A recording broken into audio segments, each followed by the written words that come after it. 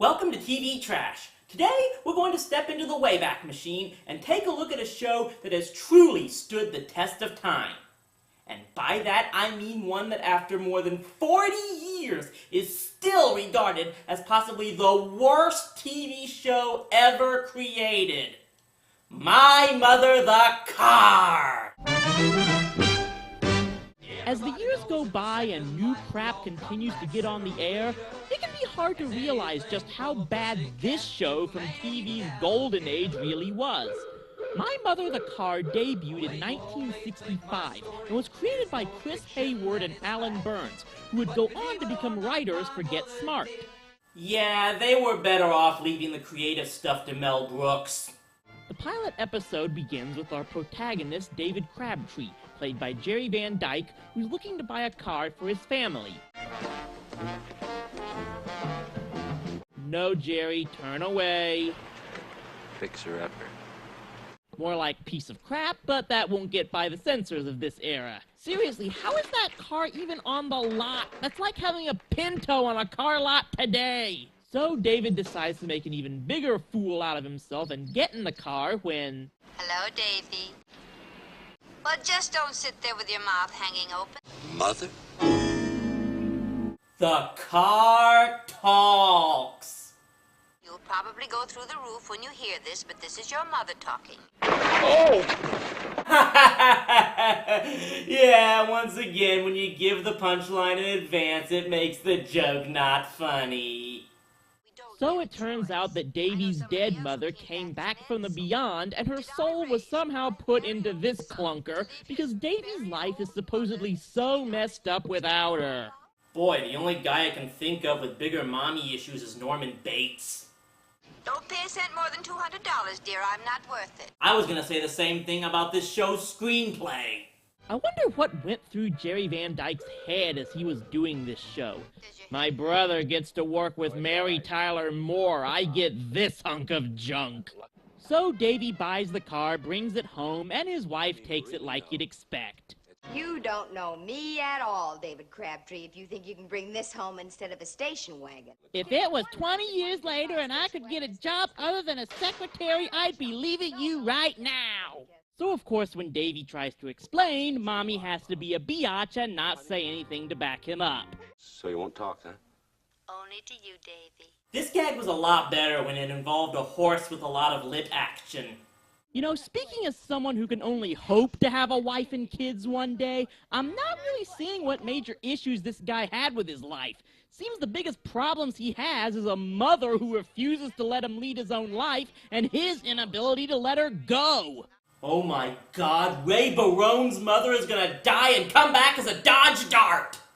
Well, Mom, today's the big day. Shampoo, tune-up, paint job, the works. You're a good son, darling. You're a good car, Mom. It was an act of providence that brought the two of us together again. And we'll never be separated. Mother! Mother! Welcome home, Mom. Seriously, dude, you keep this up and you'll find yourself dressing in drag and killing Janet Leigh. There's even an episode where Davy fears Mother's going to get stolen by car strippers, so he spends the night inside the car. Basically, this is a 30-year-old man sharing a bed with his mom. Creepy! Oh yeah, we also have this antagonist. This is Captain Manzini, a rich eccentric who wants to buy Mother from David. Because she's a haunted talking car? No, just because she's an old car and he collects them. So yeah, Manzini keeps trying to find ways to steal a car that isn't even worth the bail money he'd have to put up if he got caught stealing it.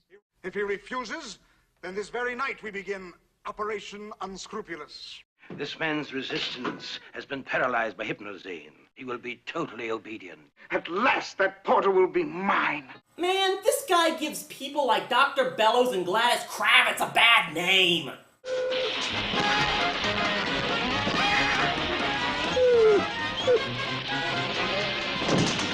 Zounds! I've been shocked by 6 volts before, but never like that.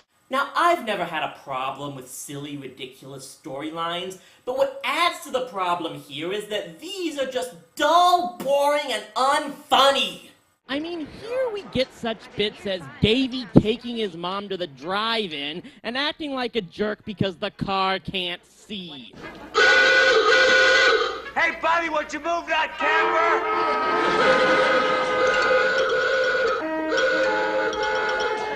Or this one, where Mother gets drunk on antifreeze. Well,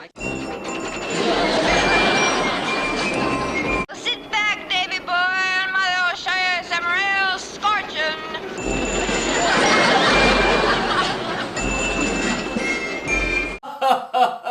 Yeah, because drunk driving is so funny and entertaining. Heck, they even took the overused amnesia and shrinking episodes and managed to make them even more ridiculous than usual. A little car. It's for my boy. It's got a little motor in it here and a horn. You press it, it goes oog oog. Even the opener is beyond stupid. Look at this. Everybody knows in the second life we all come back sooner or later. I know this was 1965, but captioning the lyrics, it looks like they dubbed a 1920s silent film. Amazingly, this show lasted a full season, which in the 60s meant 30 episodes. And this was when there were only 3 channels airing about 15 hours a day. Was it that hard to fill time slots? This was the era that gave us Bewitched, I Dream of Jeannie, and Get Smart. Okay, maybe all those were silly too, but they were at least entertaining. This just fails. The plots are bland and stupid, and not in the good campy way of stupid, and the main character is a man-child that just freaks you out. But it could actually be an inspiration for real-life mama's boys around the world by telling them at least they're not as bad as this guy.